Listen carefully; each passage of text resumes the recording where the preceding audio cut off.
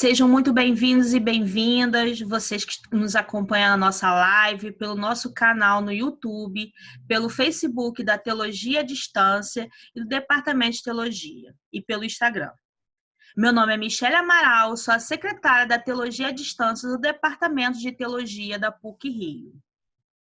E bom dia a todos e todas. Meu nome é Rodrigo Policeno, secretário de Comunicação e Eventos do Departamento de Teologia da PUC-Rio, e estaremos hoje mediando a live. O tema da live é Arte Sacra na Igreja do século XXI. A arte cristã iniciou nas catacumbas, indo contra a corrente às grandes esculturas greco-romanas.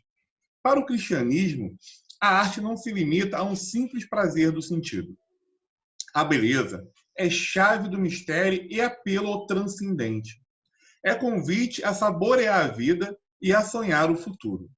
O Concílio Vaticano II deu aos artistas a direção da arte, tal como deveria ser apresentado em suas igrejas. Ele nos convida ao retorno das fontes e ao ajornamento, ou seja, uma atualização, uma adaptação da verdade imutável da fé aos tempos atuais. A liturgia renovada convida a representação do Cristo glorioso, o Pantocrator. Representação que no texto litúrgico não só torna presente uma ausência, mas existe também a sua própria presença enquanto imagem. Para essa conversa, teremos como convidada a professora Vilma Stigl de Tomás, doutora em Ciências da Religião pela PUC de São Paulo, pesquisadora do Alalit, do Soter, professora do Museu de Arte Sacra de São Paulo, pesquisadora e professora do Labor da PUC de São Paulo. E antes de passar a palavra para a nossa convidada, quero lembrá-los e lembrá-las que, caso queiram fazer alguma pergunta, é só deixar nos comentários lá do Instagram, do Facebook e do YouTube, tá bom? Professora Vilma, muito obrigado por mais uma vez estar aqui presente conosco, né? E fique à vontade para dar início à sua fala. Bom dia a todos, agradeço imensamente o convite do Departamento de Teologia da PUC do Rio, Michele e Rodrigo, pela simpática introdução. E vamos lá, né? Vamos falar sobre a Igreja e a arte contemporânea, a Igreja Católica e a arte contemporânea. Então, para melhor explicar tudo isso para vocês, ou para conversar, eu prefiro o termo conversa, né? Eu vou compartilhar uma tela para vocês verem as imagens, porque não tem como falar de arte sem mostrar imagens. Então, vamos lá. Como o Rodrigo falou, o que dá um sentido, uma direção para a arte cristã contemporânea, que vamos dizer, o Concílio Vaticano II foi do século XX, de 1962 a 65, é justamente o que eles falam, o que eles sentiram naquela, o que aquele grande concílio sentiu, que os cristãos deveriam se voltar às fontes. O que é as fontes? É aquele cristianismo primitivo. Como é que os primeiros cristãos manifestavam a fé e, através da manifestação da fé, faziam a sua arte, né? E depois, é lógico, a igreja não é saudosista, ela não volta ao passado, ela não fala, ai, como era bom aquele tempo. Não, a igreja vai para frente. Então, vamos fazer um adornamento, essa palavra italiana muito simpática, que tem um significado muito grande, mas sintetizando, quer dizer, uma atualização para a nossa cultura, para o nosso tempo, para o homem do século XX e XXI. Então, eles voltaram lá e viram como é que começou. Como é que começou a arte cristã? Começa nas catacumbas. Então, na contracorrente da tendência clássica, porque naquela época, quando o cristianismo nasce, né, no Império Romano, porque ele veio da cultura hebraica, né, da religião dos judeus. Jesus era judeu.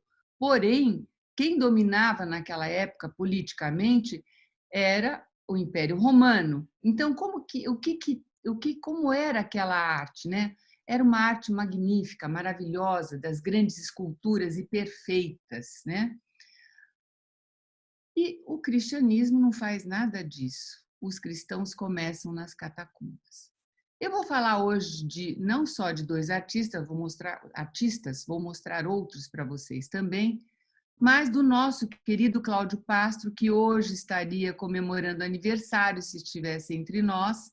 Ele nasceu no dia 16 de outubro de 1948, e também do padre Rupnik. E depois, à medida que a gente for conversando, eu vou falar por que eu estou falando desses dois artistas. E eu coloquei aqui uma imagem das catacumbas, que é o peixe e os pães. A arte das catacumbas era uma arte simbólica. Quando os cristãos olhavam há 2000 anos essa imagem nas catacumbas, eles não viam o peixe e o pão. O que será que eles viam? O que simbolizava? O que estava atrás dessa imagem? Eles viam o Cristo. Ah, como que eles viam o Cristo? Lógico, o pão é a Eucaristia, o corpo de Cristo. Então, a simbologia da arte cristã é diferente porque ela sempre remete ao Cristo. Essa é a grande novidade da arte cristã, a grande novidade, né? O símbolo não é o símbolo como a gente estuda em filosofia, em semiologia, em outros estudos. A simbologia, o símbolo na arte cristã é muito mais que isso. Ele mostra, atrás dele nós vemos sempre o Cristo. Então, falei hoje do Cláudio Pastro, ele se considerava um artista pós-Vaticano II. Por quê? Porque o Cláudio Pastro, quando ele começou a fazer arte sacra, né, desde os anos 70, e ele fazia uma arte completamente diferente da que nós estamos acostumados aqui no Brasil. Nós temos, qual é a nossa cultura? É do barroco. Então, como ele fazia um outro tipo de arte, ele mostrava uma outra coisa, as pessoas causavam estranhamento. E ele conta que ele foi chamado, o primeiro grande trabalho dele, não foi o primeiro trabalho, mas o primeiro grande trabalho foi para a igreja do Colégio São Geraldo, aqui em São Paulo, no Morumbi. E ele fez um painel de 150 metros quadrados. E ele foi falar com uma madre que era muito amiga dele, uma monja beneditina. Ela falou: Cláudio, vá em frente com esse projeto. Você é um artista pós-Vaticano II. Você entendeu o Vaticano II. Então, ele fez esse painel que causou, na época, vocês imaginem, terminou nos anos 80, 81, 82, muito estranhamento, porque nós brasileiros que estávamos acostumados a entrar nas igrejas e ver a arte barroca, geralmente o Cristo crucificado, né, em destaque, vocês vão ver, eu vou mostrar para vocês o que as pessoas começaram a ver. Então, olha, hoje é aniversário dele, é uma honra a gente estar falando dele no dia do aniversário, né? Ele fazendo seu trabalho.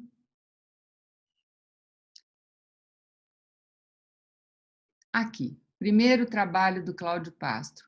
Essa imagem, essa foto foi tirada da lateral, aqui é a entrada da sacristia, e vocês imaginem uma pessoa em 1982 entrando numa igreja, que não é pequena, a igreja do Colégio São Geraldo aqui, um mural de 150 metros com essa arte que eu vou mostrar. Vamos voltar lá para 1982.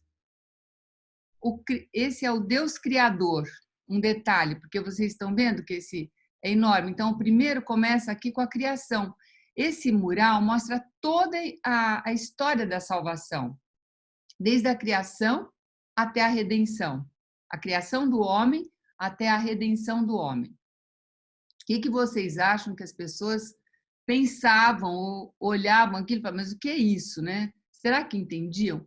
Então, olha, Deus representado com o rosto de Cristo. Por quê? Porque a única pessoa da Trindade que encarnou foi Jesus, o Filho. Então, Deus não tem imagem. Então, como Deus é uno e trino, a imagem era do Filho. No meio, no centro desse painel, o Cristo crucificado e ressuscitado. Porque quanto tempo Cristo ficou morto, vamos dizer assim? Da sexta-feira e ele ressuscita no domingo. Então, os primeiros cristãos não colocavam o Cristo morto. Sim, sem cruz não há ressurreição. Cristo foi crucificado e por isso ressuscitou. Mas ele, olha os olhos bem abertos aqui. E aqui toda a história da salvação, né? A gente pode ver alguns milagres, por exemplo, se vocês estão vendo meu cursor, aqui é o milagre do vinho, né? Das bodas de Caná. Aqui eu tenho o batismo de Jesus. Enfim, aqui está toda a história da salvação. E do lado direito desse painel, o Cristo em glória, né? Já ressuscitado. Então, vocês podem imaginar o que as pessoas, vendo esse Cristo completamente diferente da nossa imagem, né? da nossa cultura, que nós somos criados, né? Com as imagens da arte barroca. E ele falava uma coisa, o que estava acontecendo desde o Concílio de Trento? Como a arte se tornou muito, a arte cristã, se tornou muito devocional, as igrejas começaram a colocar no altar o santo de devoção. Por exemplo, uma igreja de Santa Teresinha tinha a imagem de Santa Teresinha. Uma igreja de Santo Antônio tinha no altar o Santo Antônio.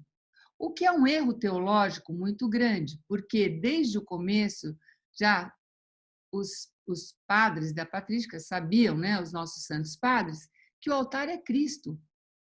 Foi o sangue dele que foi derramado no altar do sacrifício, né? O altar é a mesa do sacrifício. Então, se um santo é santo, Santa Teresinha, Santo Antônio, qualquer santo, né?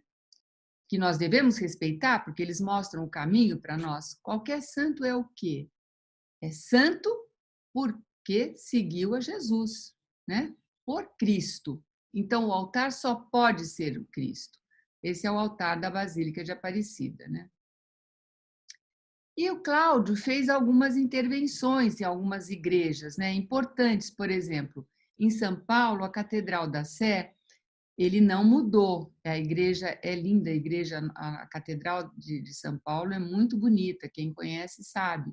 Só que houve uma intervenção no altar, justamente porque o altar é Cristo. Então, essa pequena intervenção aqui, o altar que vocês estão vendo e a sédia, foi intervenção do Cláudio Pastro, porque é uma coisa importante. Não é porque o Concílio Vaticano falou, escreve, dá essa direção, que nós vamos ter que destruir as igrejas barrocas e fazer tudo de novo. A igreja respeita o que foi feito. Isso é muito importante. Nós não vamos sair destruindo a igreja, tirando as coisas, né, quebrando, quer dizer, seria uma revolução iconoclasta, que não é o caso da Santa Igreja Católica. Então, essa é a intervenção que ele fez, discreta, né? Mas colocou o altar, que é uma pedra.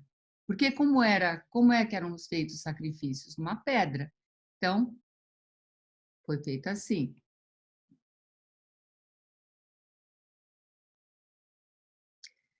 E ele também trouxe uma novidade muito bonita, que é a Bíblia Pauperum. Meu Deus, o que é Bíblia Pauperum?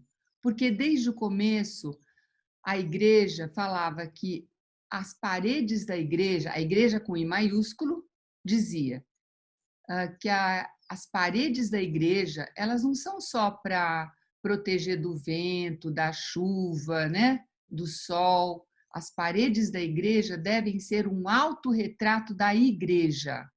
Então ele colocou nas paredes da igreja a história da salvação. Vamos ver alguns detalhes.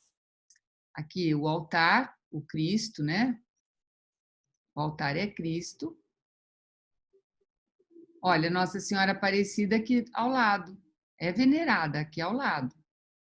E tem Nossa Senhora aqui também, né? Aqui é a cena do Pentecostes. Não sei se vocês conseguem perceber. Pentecostes é quando foi... é o nascimento da Santa Igreja, né? olha nas paredes laterais.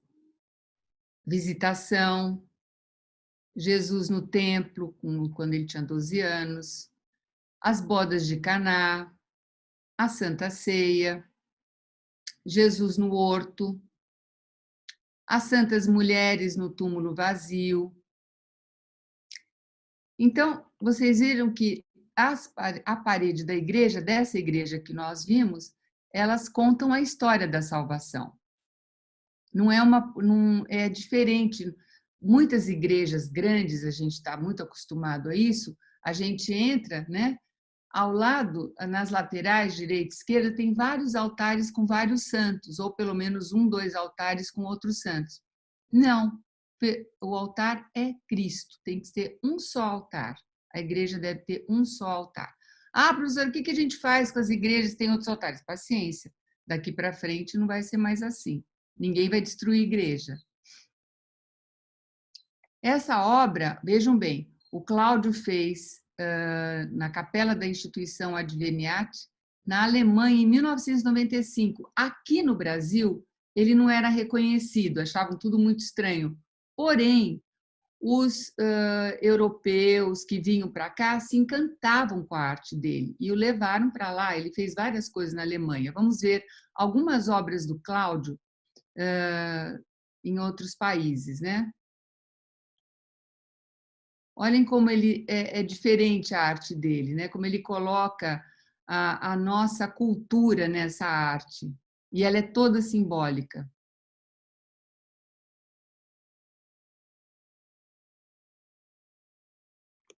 Veio a Trindade, né? Muito colorida, como era a arte do primeiro milênio, né? Nossa Senhora de Guadalupe. E ele aqui trabalhando, nosso querido Cláudio. Esse é um batistério, também na Alemanha, que ele fez em 2005. E o teto, como outras igrejas também românicas, as imagens estão no teto, porque não tinha espaço para fazer, né? Mas isso não é uma coisa nova dele, não. Ele bebeu da fonte da arte românica, que é uma arte que nós não conhecemos, porque ela vai a partir do século IX ao século XII, XI, XII, mais ou menos, né? É anterior à arte gótica, e que foi uma grande inspiração para o Cláudio Passo, grande inspiração. Anotem esse nome, arte românica. Aqui uma foto do teto, né? Também com passagens bíblicas, né? Como eu falei, as paredes da igreja, com I minúsculo, devem ser o autorretrato da igreja, com I maiúsculo. Alguns detalhes, né? E ele também fez, em 2006, esse peregrino, ou Caminho de Santiago de Compostela, que é uma escultura muito importante nessa cidade. Vamos ver o tamanho que ela tem. Vocês querem ver? Dá para ver aqui pela foto do Cláudio, né, entre o prefeito e essa senhora que havia convidado para ele fazer. Olha, aqui a imagem e o tamanho dela. Eles estão mais ou menos aqui, ó. Ela é bem grande, né? Outra imagem, outro mosteiro que ele fez na Alemanha em 2007 também foi esse mosteiro de Helfta. Vamos ver a intervenção dele. É o Cristo vazado, como tem Aparecida, né? O sacrário. E olhem, gente, que coisa mais linda.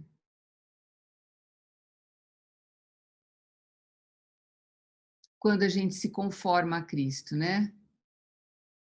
É quando o ser humano se conforma ao Cristo. Jesus, manso e humilde de coração, fazei o nosso coração semelhante ao vosso. A Casa dos Padres Assuncionistas em Roma, Itália, é uma capela privada, né, pequena, em 2008. Uma pequena capela só para esses padres assuncionistas. Olhem a descrição. Cristo Pantocrátor aqui. E olhem o detalhe, né? Cristo é alfa e ômega no puxador da porta. Desculpa. Alfa e ômega. No Chile, essa grande igreja do Espírito Santo, em Puente Alto, 2009.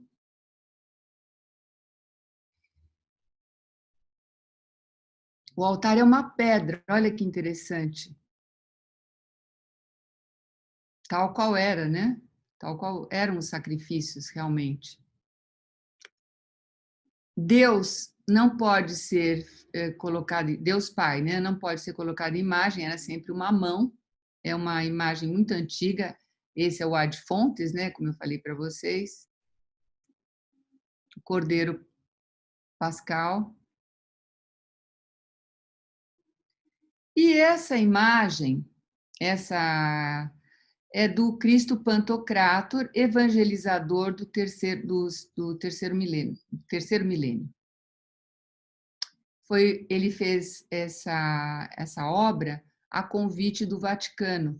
Ele conta que ele estava na Alemanha trabalhando e ele recebeu um convite. E ele achou que seria um concurso. Ele e outros artistas iriam concorrer para ver quem faria o logo, né, do Cristo, do terceiro milênio.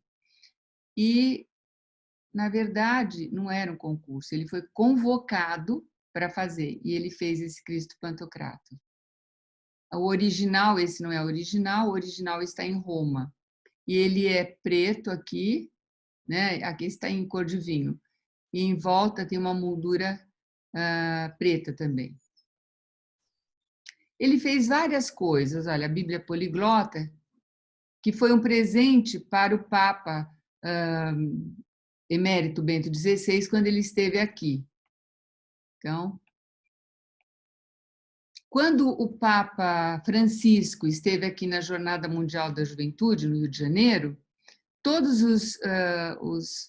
as coisas litúrgicas foram feitas todas pelo Cláudio Pasto. Vamos ver.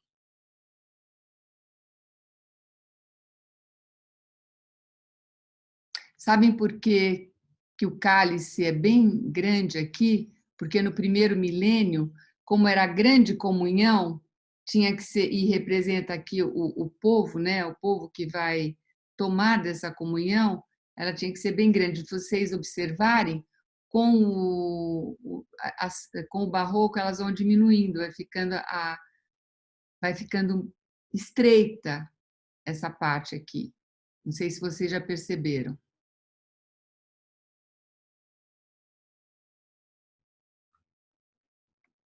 Acho que vocês lembram, né? Devem lembrar. Foi no Rio de Janeiro. A Capela dos Redentoristas em Aparecida, 2012. E olha aqui também, gente, dá para ver aqui acima a Bíblia Pauperum também?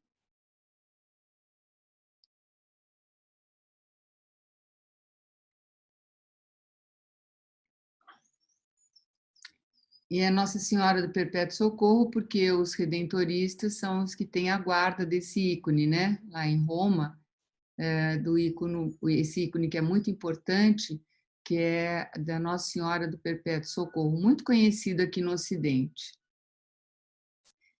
Aparecida, a grande obra que ele deixou, mas eu quis mostrar antes, porque a gente conhece muito Aparecida, né? Quis mostrar outras obras para vocês verem como estão ficando as igrejas, né, depois do concílio. Uma coisa que eu queria chamar a atenção também é que o concílio terminou em 1965. Logo que ele terminou, as pessoas interpretaram muito mal, não entenderam muito bem. Então, realmente houve muita coisa ruim aconteceu. Não cabe aqui a gente falar agora. Mas demora, porque tudo que é da igreja, o tempo da igreja é outro, não é o nosso tempo. Então, demorou para ser absorvido. Então, o concílio terminou há quase 60 anos, né? E ainda nós estamos entendendo o que é o concílio. Então, a grandeza do Cláudio Pastro, o que eu considero, ele é ímpar nesse sentido, é que ele entendeu o concílio. Ele soube ler o concílio, né? Artisticamente. E ele colocou na sua arte o que dizia o concílio. Você vai falar, mas será que não é uma interpretação dele? Nós vamos ver que não. Aqui Aparecida é um santuário belíssimo, né, que nós temos no Brasil, nosso santuário nacional. Realmente, eu acho que a maioria conhece, mas quem ainda não foi, eu recomendo. E olha, desde o piso, vocês estão vendo aqui os peixes? Os peixes somos nós, era a representação, o símbolo, né, dos primeiros cristãos para o povo cristão eram os peixes, e ele permanece, né? Os peixes somos nós. E a água, né? A água do Espírito Santo, né? Que permeia, que a porta da Basílica que ele fez é maravilhosa, foi inaugurada no ano da Misericórdia, né? Foi 2016 também. É uma anunciação, olha a delicadeza, né? Do anjo. É linda essa porta, gente, só indo lá para vocês verem. O Cristo tem um momento que você, se você fica num certo lugar da Basílica, você tira a foto, o vermelho desse vitral fica exatamente no coração de Jesus. Desculpe. Nada foi feito por acaso ali, tudo foi muito pensado pelo Cláudio. Eu considero o Cláudio Passo um gênio, pouco entendido, mas com o tempo as pessoas vão compreendendo melhor, né? A gente só ama o que a gente entende. Então, quando a gente passa a entender, a gente começa a amar e admirar, né? O Cristo Pantocrátor, que está na Basílica, com as santas mulheres, olha a delicadeza dele. Ele colocou o Cristo e as santas mulheres, né? Porque as mulheres nunca duvidaram. Vocês não têm. Nós temos, por exemplo, São Pedro, grande pilar, um dos dois pilares da nossa igreja, né? Que negou Cristo, que duvidou, que falava algumas coisas que não eram, mas é o grande pilar da nossa igreja. Nós temos São Paulo, que quando ainda Saulo perseguia os cristãos. A gente não tem nenhuma... não tem mulheres que fizeram a mesma coisa. As mulheres sempre foram fiéis a Jesus. Então, ele coloca, eu acho, muita delicadeza, né? Começa aqui as mulheres por Santa Teresa d'Ávila e aqui, do lado esquerdo, Maria Madalena. E aí vai, tem o nome de todas. Quando vocês forem lá, vocês vão ver. E o trono de Nossa Senhora, belíssimo trono, né, de Nossa Senhora, onde ela está. O altar, como eu já mostrei para vocês, o altar é quadrado. Por que que o altar voltou a ser quadrado? Porque a água de Jesus, a graça que Jesus nos trouxe, né, o sangue e a água que verteram quando ele foi crucificado, que verteram do seu corpo quando ele foi crucificado, se espalham para os 4 cantos do mundo, né? Norte, sul, leste, oeste. E essa representação, esse zigue-zague que vocês estão vendo, é a representação da água na cultura indígena. Vejam só, e ele faz uma inculturação à água, porque é um elemento muito importante, né, em toda a escritura. Ele se baseia também no livro do profeta Ezequiel, quando fala das águas do templo. E vejam, essa água verte, vejam que vai para todos os 4 cantos do templo, né? Realmente muito bonito isso. Aqui, nessa foto, ainda não tinha, o baldaquino não estava pronto. Aqui o baldaquino já está pronto, olha. A cúpula, né, o baldaquino. Então, gente, e a Nossa Senhora está na ala sul e o Cristo Pantocrátor aqui na ala norte.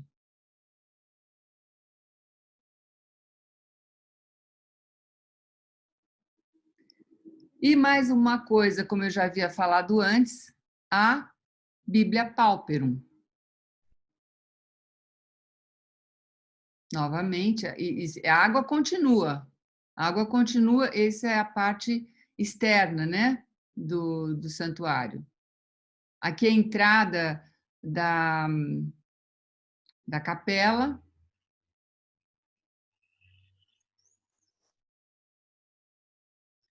A cúpula, o Espírito Santo, a árvore da vida. O Cláudio gostava muito da árvore da vida. É onde a gente vai repousar, aonde a gente descansa, aonde a gente tem o nosso, aonde a gente se abriga no Senhor, né? Esse é o grande significado da árvore da vida. Quer dizer, todos, olha, essas aves aqui que ele colocou, que são da aves brasileiras, né? É como se fosse nosso povo todo indo em direção a Deus, ao Deus uno e trino, né? E aqui a pomba do Espírito, simbolizando o Espírito Santo. E a luz também, né?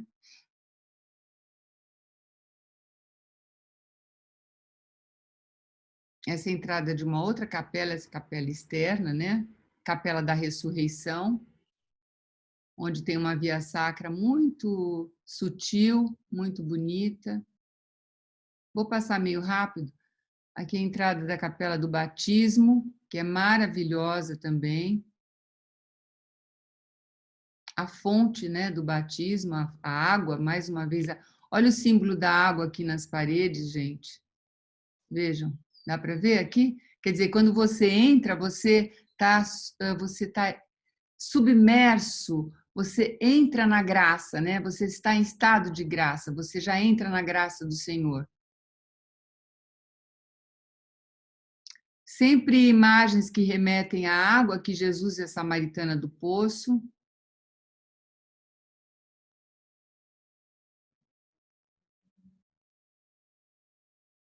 E a cúpula maravilhosa, né? Que é o céu na terra. Por que a cúpula porque é uma cúpula? Porque na celebração eucarística, o que acontece? O céu vem para a terra, né? Então, o céu e a terra somos nós. Na hora que fala por Cristo, com Cristo, em Cristo, nós estamos entrando no santuário divino, né? É a hora que a gente reza Pai Nosso e o céu está na terra, na hora da celebração eucarística. Então, é por isso que por que é dourado? Porque o dourado é a cor da santidade.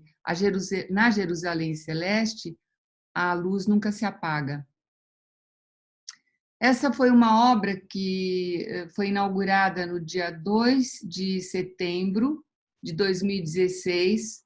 Foi uma escultura que o Papa pediu a Dom Damasceno, né, sobre Nossa Senhora Aparecida. O nosso Papa é devoto de Nossa Senhora Aparecida. Nossa Senhora, e ele pediu essa escultura. E o Cláudio foi convidado a fazer essa escultura e ficou maravilhosa. Eu tive a bênção de poder participar dessa inauguração. Ela aconteceu dia 2 de setembro, como eu falei para vocês. No dia 19 de outubro, o Cláudio faleceu. Ele não viu, mas eu contei para ele o que eu vi. Então, aqui a inauguração, o Papa entrando, né? É belíssima, a gente não tem ideia por fotografia. A gente não tem ideia do que é. E essa é a última obra que ele fez no Santuário de Aparecida, que está na sacristia. É um Cristo Pantocrátor, é um vitral do Cristo Pantocrátor maravilhoso e, enfim, não tenho o que falar, né? É só ver e admirar. A gente olha e contempla. Diz que a arte sacra a gente não explica, a gente contempla, né? Porque contemplando a gente vê atrás de uma coisa uma outra coisa. Vejam, atrás de uma coisa, uma outra coisa, e atrás de uma coisa, uma outra coisa, e chegamos à imagem do Cristo. É essa a grande ideia. Agora, será que só tem o Cláudio Pastro, né, no Brasil? Não. O Cláudio Pastro fez escola. Há vários artistas que se inspiraram em Cláudio Pastro, se inspiraram no Vaticano II, porém, eles têm o traço deles, vocês vão ver que é diferente, mas nem por isso não é belo. Eu coloquei alguns só, não vou colocar todos, porque senão a gente não vai terminar essa live. O Rômulo Piccolo Ronchetti, olha só, eu tenho uma transfiguração. A gente não pode dizer que ele copiou Cláudio Passo, não. O Rômulo é um grande artista e tem o seu traço. Vejam.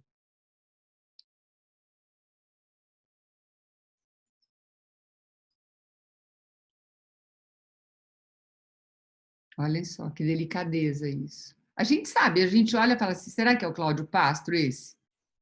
Não, não é o Cláudio, mas a ideia é a mesma, né? Isso que é bonito na arte. A ideia é a mesma, a essência é a mesma. Todos eles têm a mesma, eles vão pelo mesmo caminho, mas cada um tem o seu traço.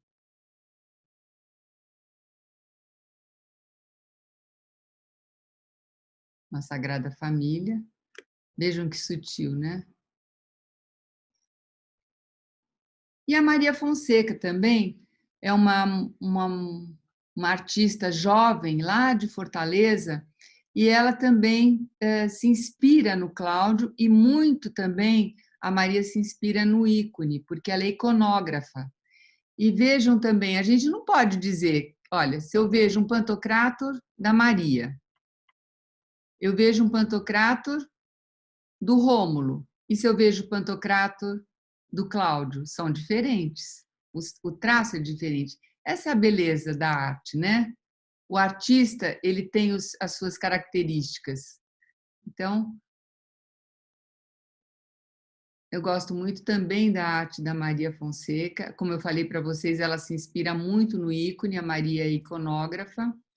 Começou com 14 anos, ela é muito jovem e começou muito cedo. Foi discípula do Cláudio, fez cursos com ele, muito jovem, ela tinha 16 anos, saiu lá de Fortaleza, veio para São Paulo para fazer curso com Cláudio Passo. Imagina vocês, há quanto tempo ela faz isso? Admirem a arte da Maria Fonseca, gente. Ela tem feito muitas igrejas, inclusive aqui em São Paulo.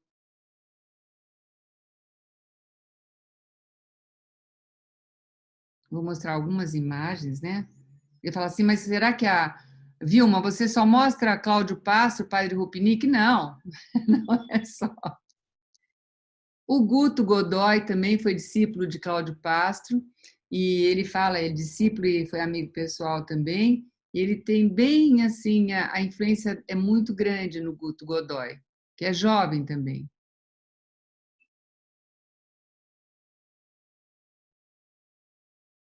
A pecadora anônima, né? Essa unção da pecadora anônima, Lucas 7, muito bonita. E voltamos à Basílica. Por que eu vou voltar à Basílica? Vou explicar. Professora, de novo essa Basílica? Não. É porque eu falei que eu ia falar do Padre Rupinick, lembram? O Cláudio Passo fez tudo isso que vocês já viram sobre na Basílica de Aparecida. E ela, embora tenha sofrido muitas críticas também, é muito admirada. E o Cláudio tem um fã-clube no Brasil muito grande. Quando ficaram sabendo que um artista esloveno que mora em Roma ia fazer a parte externa, as fachadas da Basílica de Aparecida, fala, meu Deus, o que será que vai acontecer? Vai descaracterizar a Basílica? A Basílica, o Cláudio Pastro é o único, como é que vai ficar? Por que será que vão fazer isso? Teve muita assim, insegurança, lógico, se não conhece o artista, a gente fica inseguro mesmo, né? Então, é por isso que eu voltei para a Basílica para falar do Padre Rupinick. Quem é o Padre Rupinick? Então, a primeira fachada que ele vai revestir vai ser a fachada norte, essa aqui. Eu tirei foto, essa foto eu tirei, né, dos andaimes, né? E ela vai retratar essa fachada o livro do Êxodo, né? Moisés, a história de Moisés e do povo hebreu. Então, seria essa fachada aqui. Então, não é que tudo vai ser revestido. O que vai ser revestido? O que está nessa cor assim meio amarela aqui, tá? Aqui vai ser o Êxodo, na face leste o livro do Gênesis, no sul, a Páscoa de Cristo, e na fachada oeste, o livro do Apocalipse. Então, é assim que está. Ó, eu acho que os nossos redentoristas queridos são tão caprichosos que mesmo com esses andaimes a gente consegue ter uma imagem bela da nossa basílica, né? Do nosso santuário nacional. Então, uma coisa interessante, o Cláudio Pastro e o padre Rupnik, ele é padre jesuíta, né? Eles nunca se encontraram, mas a arte deles, embora seja diferente, né? O padre Rupnik trabalha com mosaicos, também com pintura, e o Cláudio Pastro com outras técnicas, eles têm a inspiração no Concílio Vaticano II, na arte do primeiro milênio, na arte bizantina, na arte românica e na arte moderna. Viram? Não é só uma lembrança, uma volta ao passado, de jeito nenhum. Porém, os dois fazem uma coisa que aqui no Brasil dá muita conversa, muita crítica. Os dois artistas, que nunca se falaram, nunca se encontraram, eles acham que o barroco foi uma tentativa de voltar à verdadeira arte sacra, né, depois do Concílio de Trento, que não deu muito certo. Então, o padre Rupnik, ele é esloveno, como eu já falei, ele é de 1954, ele é padre jesuíta, já falei também, e ele mora em Roma, e ele tem um centro, que foi esse centro Alete, eu vou falar mais tarde, vocês vão ver até imagens, e ele teve um grande orientador, um diretor espiritual, orientador da sua tese de doutorado, que foi o cardeal Thomas Spidlick, falecido em 2010. O cardeal Spidlick foi a grande inspiração do padre Rupnik, Marco Ivan Rupnik, essa simpatia que vocês estão vendo aqui. O Centro Alete. O que é o Centro Alete? É um centro de estudos e pesquisa que fica em Roma, muito perto da Basílica Santa Maria Maggiore, para nós Santa Maria Maior, na Via Paulina 25, que eu tive a bênção de poder visitar. E lá o padre Rupnik, na questão da arte, né, no que se diz respeito à arte, porque há teólogos que moram lá, funciona também a Lipa, que é uma editora do Centro Alete. Ele trabalha com 14 artistas de diferentes nacionalidades, mas por que ele faz isso?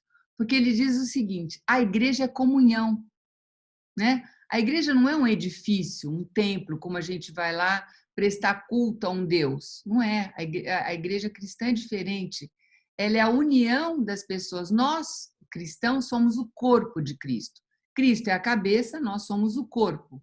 Então, como a igreja é comunhão, não é individualidade, cada um, o meu Jesus, o meu santo, não, é comunhão.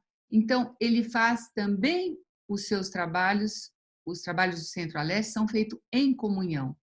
Por exemplo, num mosaico de Nossa Senhora, um faz as mãos, outro faz o rosto, outro faz as vestes, e assim vai. E depois eles juntam. Isso é a comunhão, porque a igreja tem que mostrar isso também. A arte tem que transparecer o que é a igreja. A igreja é comunhão. Eu e o meu Jesus não deveria existir na igreja. Vamos lá. Ou não é igreja, né? Então, imagens do Centro Alete. Adão e Eva resgatados do paraíso, né? Desceu a mansão dos mortos aqui e a mão de Deus. É Jesus no Sábado Santo aqui. E a placa de inauguração do Centro Alete, que foi inaugurado pelo Santo Papa João Paulo II em 12 de dezembro de 1993. Há uma pequena praça ali dentro, né, e pequena mesmo. E aqui é a entrada da pequena capela. Vejam, aqui a imagem da Mãe de Deus. A capela, esse é o altar, é muito pequena mesmo. As paredes, né? Aqui os santos do século XX e XXI. É uma capela privada mesmo, lá do Centro-Oeste. Uma foto do altar. Eu quis mostrar esse detalhe. Essa lamparina, ela remete à igreja do primeiro milênio, porque quando eles queriam fazer a iluminação, eles colocavam é um ovo grande, né? Agora esqueci o nome do animal. Da ave. Alguém me ajuda. E como ele é muito duro, eles colocavam ali dentro. Então, traz aqui essa memória, né? E, como eu falei que os dois, remetem à igreja, à arte do primeiro milênio, eu fiz um joguinho aqui, uns slides, colocando como era e como é, para vocês verem que foi o A de fontes e foi o A de ornamento. Vamos lá. Essa é uma orante, uma imagem muito comum nas catacumbas de Roma, né?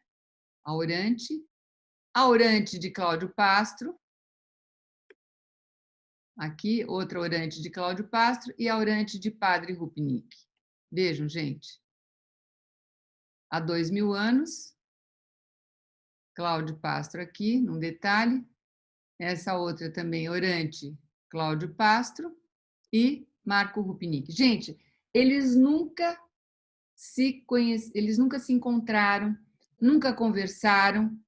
E o Padre Rupnik ficou conhecendo melhor o Cláudio Pastro quando ele esteve no Brasil, em 2017, e que ele recebeu um livro do Cláudio Pastro, ele não conhecia.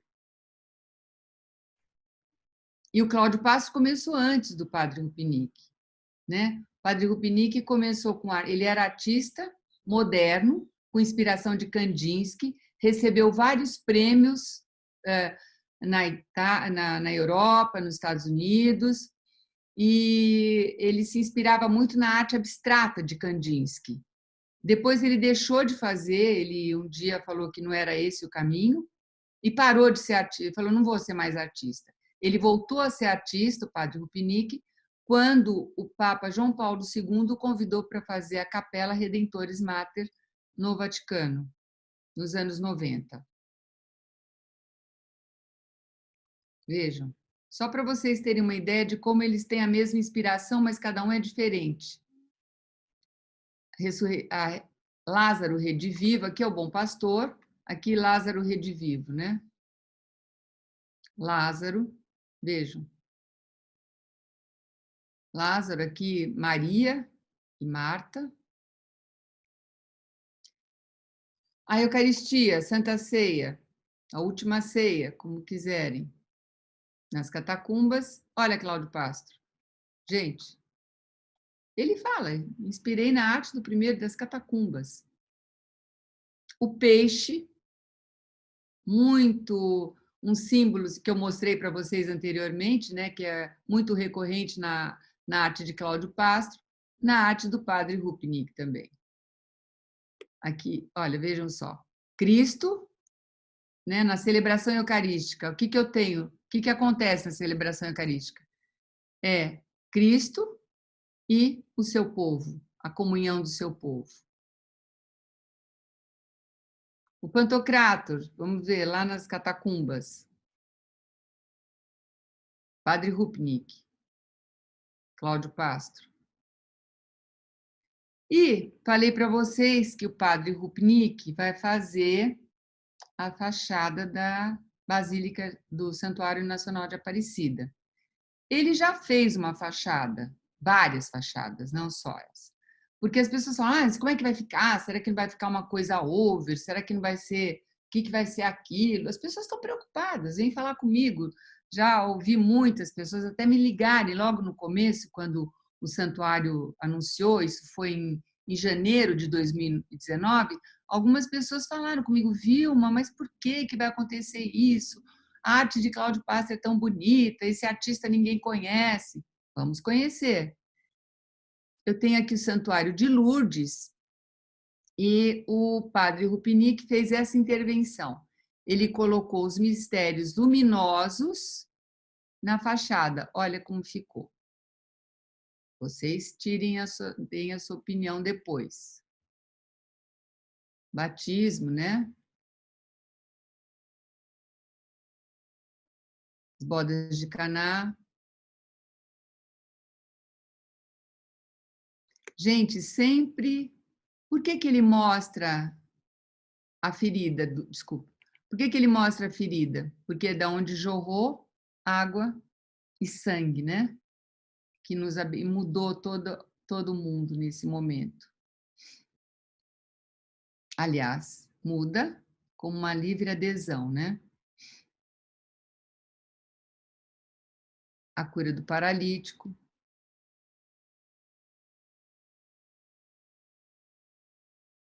Eucaristia, a Santa Ceia, né? Detalhe dos apóstolos, discípulos. E quem é esse? Com o rosto velado, com o saquinho atrás, escondendo. Judas, né? Aqui uma foto durante o dia, foi cedida por uma amiga minha, a Suzana, que esteve lá nesse dia. Eu quando estive em Lourdes, infelizmente, ainda não havia sido feito, não tinha os mosaicos. O ano seguinte é que aconteceu, infelizmente eu não vi, espero ver. Vocês depois deem a sua opinião, tá? Quero saber.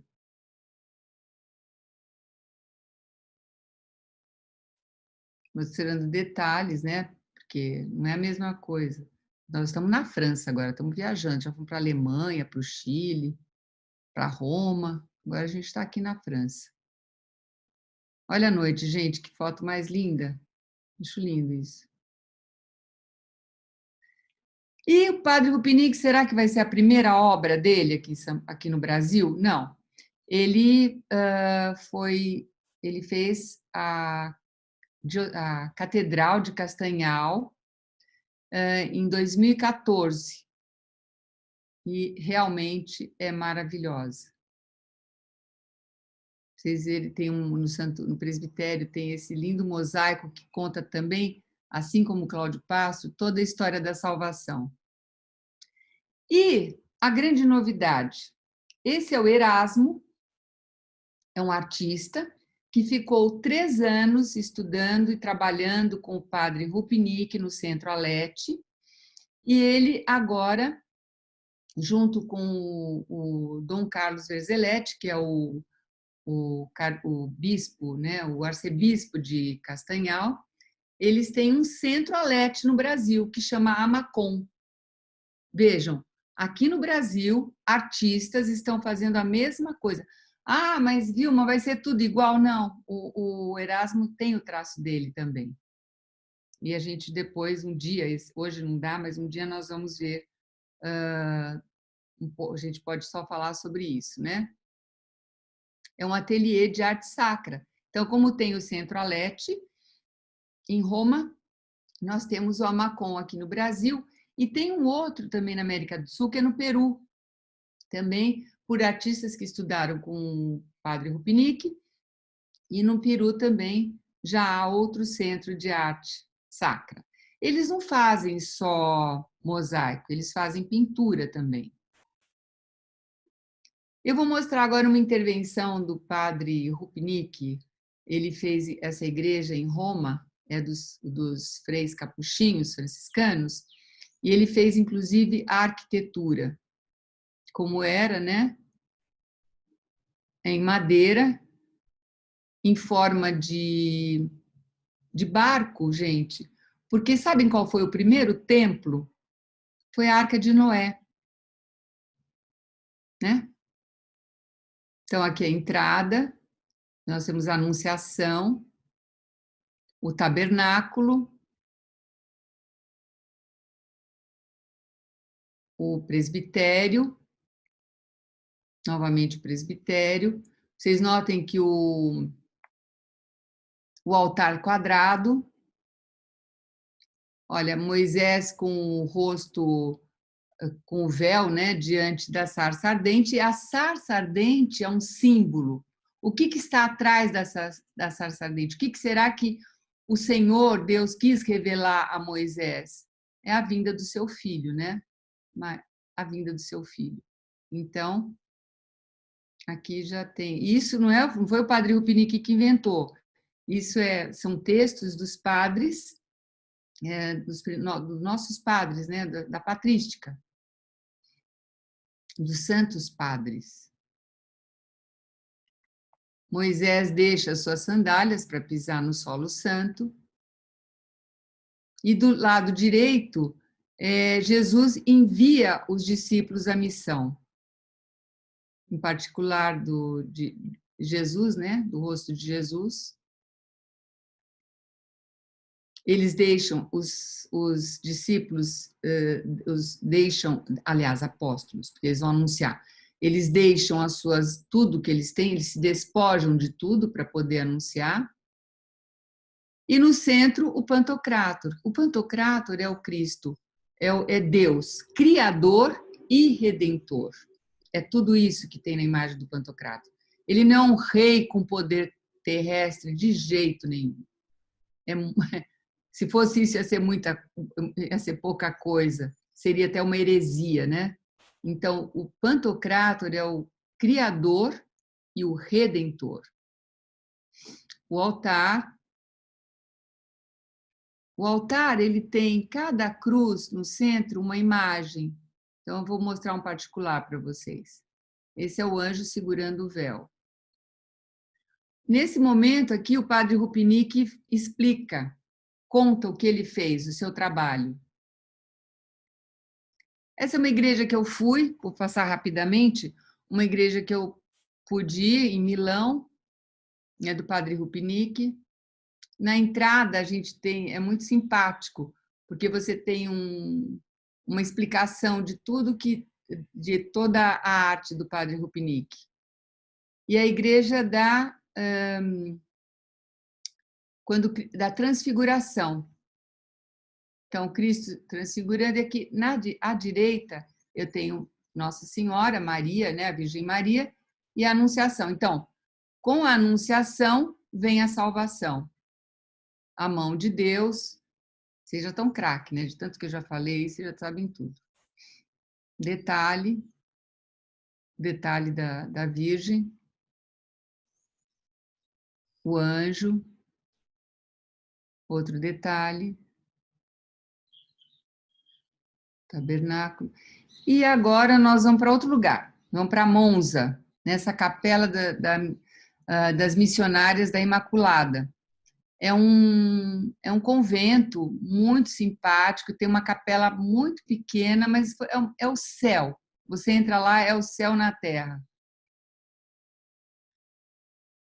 E também tem, logo que você entra na capela, as freiras muito simpáticas me deixaram entrar, enfim, porque ela não é aberta, né? Tem toda a explicação. Ela é tão pequena que, se eu ficar de frente, eu só consigo tirar a foto da Virgem Maria com o menino Jesus, né? E ela trata, vocês já devem estar percebendo, da parábola do semeador, dos vários tipos de solo. Aqui o fogo do Espírito Santo. Vejam, o altar quadrado, como sempre, norte, sul, leste, oeste.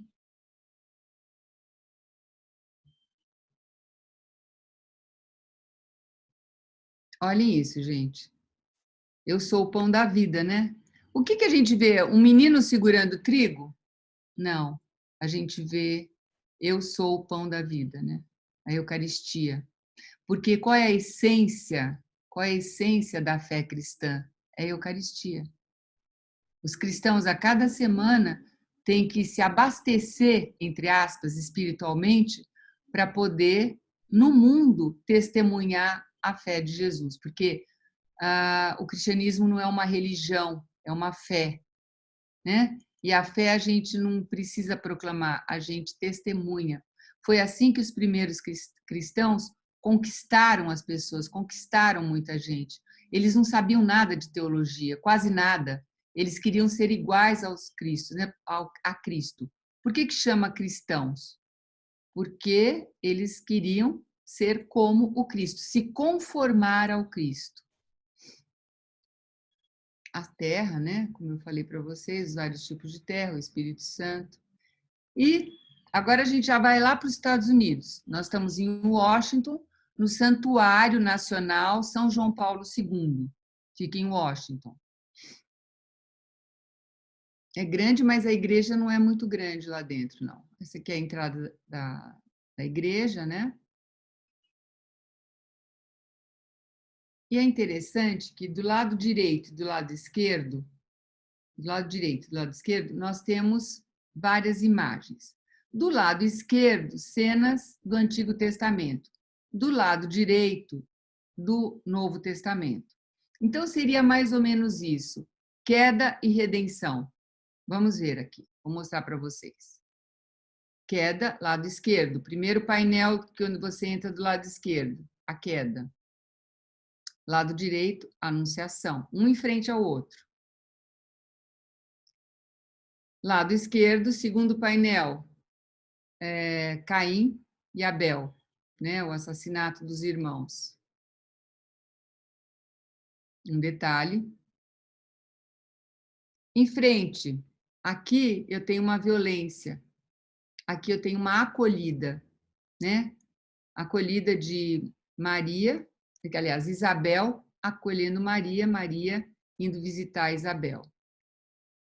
Do lado esquerdo, terceiro painel, eu tenho o que os homens que se afastaram de Deus, né, depois da queda, eles querem chegar até Deus, construindo uma torre, mas não vai dar certo, né? A gente sabe. Então, Torre de Babel, vejam, os homens parecem coisas, olha a cabeça como é. Em frente, a natividade, né, o nascimento de Jesus, e onde tudo é comunhão, até as feras, né? Eu tenho aqui o burrico e o boi, né? Que representam o povo hebreu e o povo gentil. E o menino, veja, um menino com a mão no leão, passa a mão no leão. A última cena, o último painel do lado esquerdo é um painel de esperança, que é a anunciação dos anjos, a visita do Carvalho de Mambré, Gênesis 18, né, o livro do Gênesis, quando aqueles 3 homens, ou 3 anjos, vão até Abraão e anunciam que Sara seria a mãe, bem idosa. E antes disso, o que o Abraão faz? Ele acolhe aqueles estrangeiros, né? Então, é uma cena de acolhida e é uma cena de esperança, já no livro do Gênesis. Em frente a essa cena, nós temos a visita dos Reis Magos, né? E aqui São João Paulo II representando a igreja que acolhe todo o povo, porque os reis, os reis magos, né, que são o símbolo de toda a humanidade, todas as raças, de todo mundo, eles vão prestar homenagem ao menino Deus. E a igreja acolhe a todos, ela é mãe. Muito bonito, né? E chegamos ao presbitério. Novamente, vocês têm essa imagem, né, da lamparina, e o Cristo crucificado e ressuscitado, a redenção, né? Eu, quando estive lá, eles iam celebrar ia ter uma missa, e eu tive a graça de poder participar. Aqui. E o que é isso? O padre Rupinique insiste na ferida, né, do peito de Jesus, aonde jorrou sangue e água. Na saída, a Eucaristia é o céu na terra, né? Celebramos aqui e lá também. A Eucaristia é o céu na terra. Lá nesse santuário tem também uma capela. Eu não pude tirar muita foto, porque as pessoas estavam rezando o terço, muito bonito, sabe? Até me emocionou.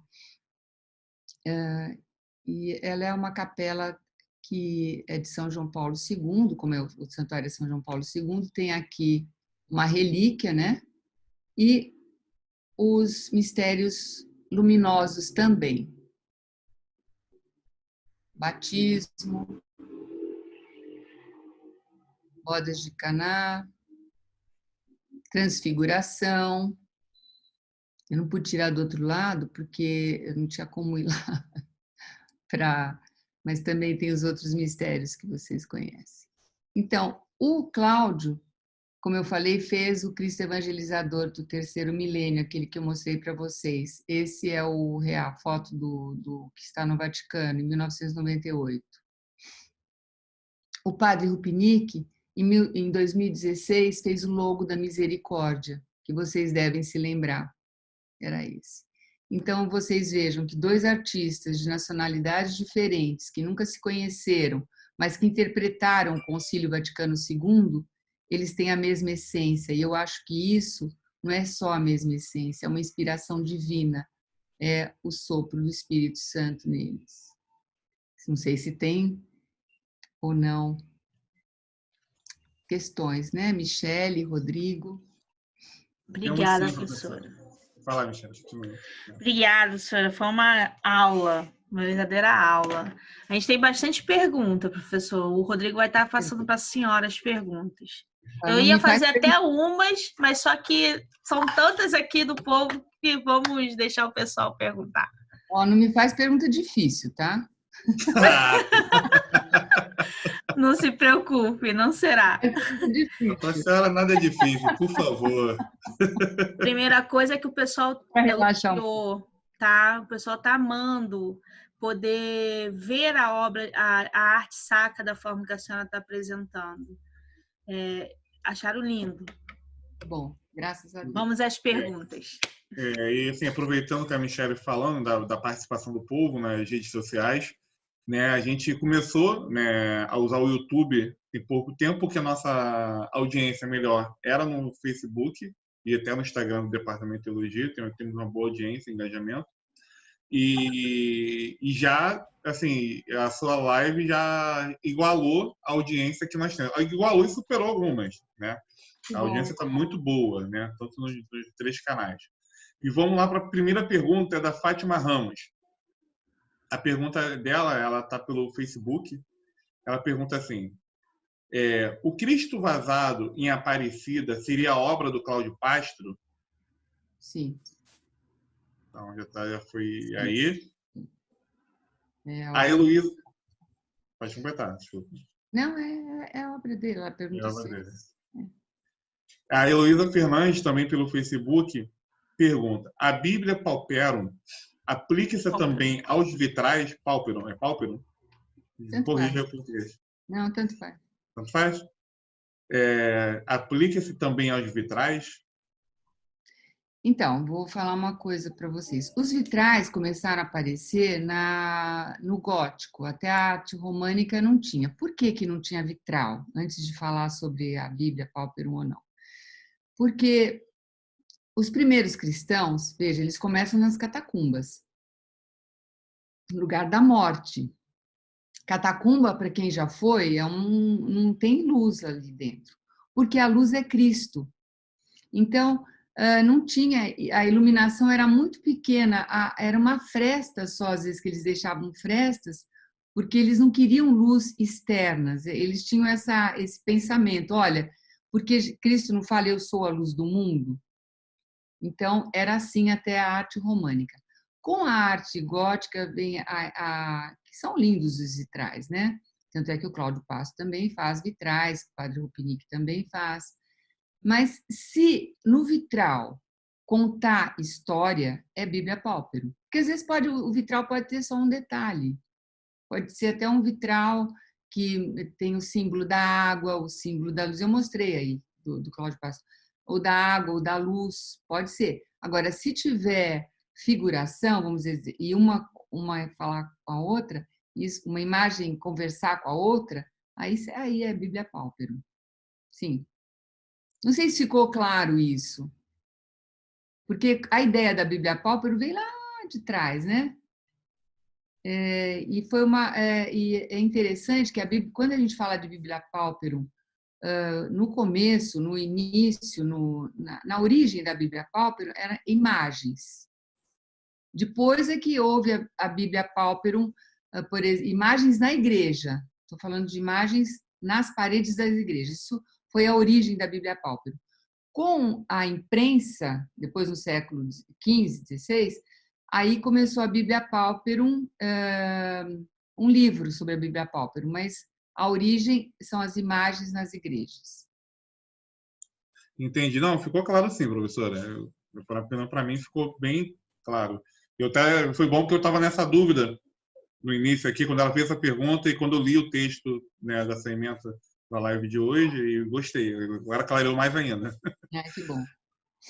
O Vinícius Costa, ele está pelo YouTube, né, nos acompanhando pelo YouTube, aí ele faz a seguinte pergunta. Há hoje um movimento um tanto quanto contrário a esse da iconoclastia, demarcado pela volta ao barroco ou ao gótico. Será que o virtus in medium da arte sacra atual não estaria na junção? Essa pergunta é difícil, hein, Vinícius? Meu Deus. Olha, tudo ainda é muito novo, como eu falei para vocês, muito novo. Lógico que desde o começo eu falei que há um movimento contrário, sim. Há um movimento querendo a volta do barroco, a volta do gótico. Isso não é de agora. Se a gente pegar no século XIX, já tinha isso também. Esses movimentos sempre existem. O que a gente vai saber, só o tempo vai poder mostrar, é o que vai prevalecer.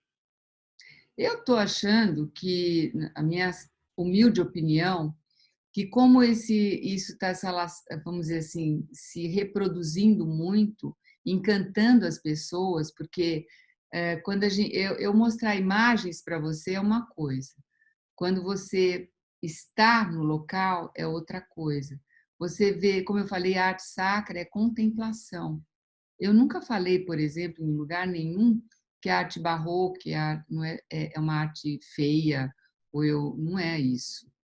É porque ela tem que mostrar o Cristo. Se a arte sacra é um serviço litúrgico e ela realmente faz transparecer, faz contemplar o Cristo, ela é uma arte sacra verdadeira.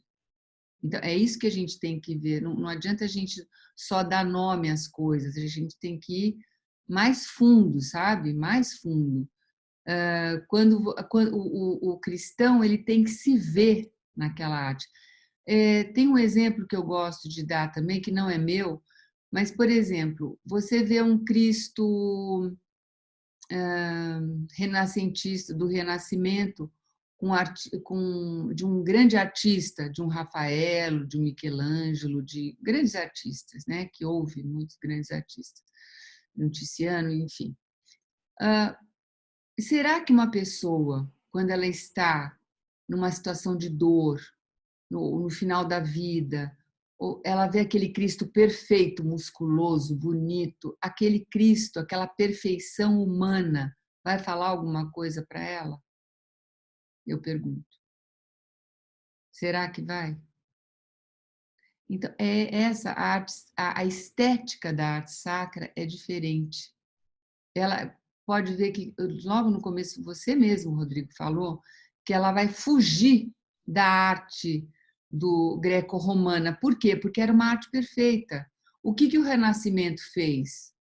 Muito bem, aliás, eu não posso dizer que a arte é perfeita, aquela arte, né? É o máximo da perfeição, a arte do Renascimento.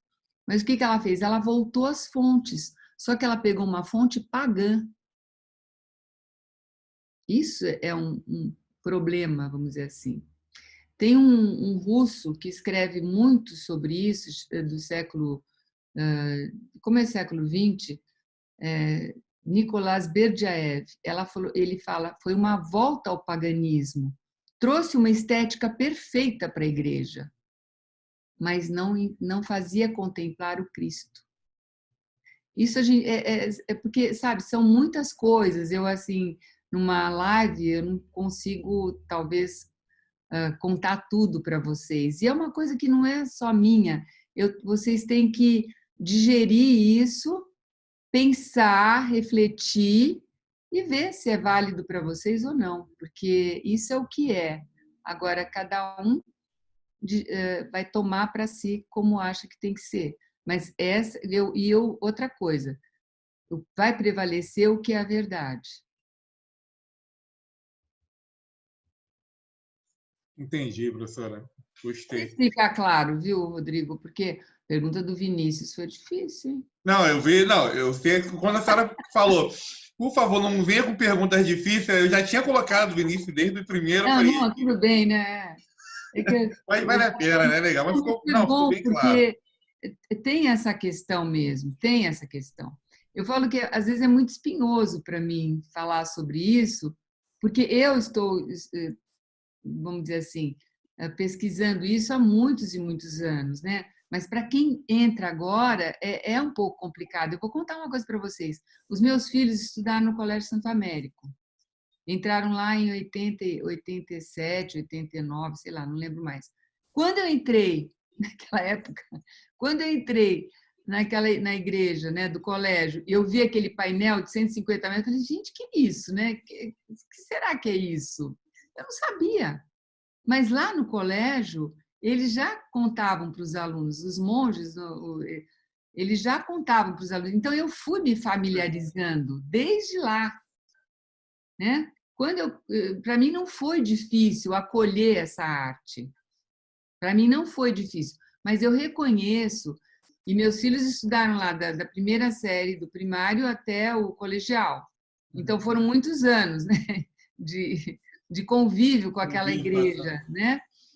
Agora eu reconheço que para a pessoa que está chegando agora e que desde criança aprendeu a entrar numa linda igreja barroca, contemplar aquilo, os anjinhos gordinhos com asinha, o Cristo crucificado, e vem uma outra coisa, é um choque. Sim. Agora, a gente só entende o que a gente ama o que a gente entende.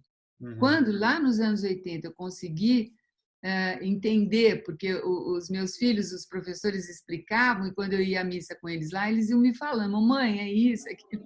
Então você vai entendendo, né? A gente só ama o que a gente entende. É isso que eu posso dizer para vocês. Algumas pessoas, assim, dentro do que a senhora está falando, não é uma pergunta, é só uma afirmação, né? E uma sugestão que veio do público, né? E como a senhora é pesquisadora, conversa com muita gente, né? Essas artes, né? Essa arte sacra, né? Atual, aí as pessoas falam, cara, como seria bom se tivesse essa explicação, algo assim como a senhora está dando para a gente, porque o que as pessoas estão, a senhora vai ver a próxima pergunta, é bem pontual em relação àquela arte, àquela peça, e às vezes não tem explicação. Entra na igreja e aí, como a senhora falou, a gente só pode amar o que a gente entende. Então, a partir do momento que a pessoa não entende, choca. Eu falo, olha que eu sou assim. É verdade, é verdade. Eu gosto muito da área de arte, né? Assim, aprendi a gostar, não tinha um hábito. E aí, na graduação que eu faço com a publicidade, eu estou indo para a área mais da criação, né? Da direção de arte e tudo mais.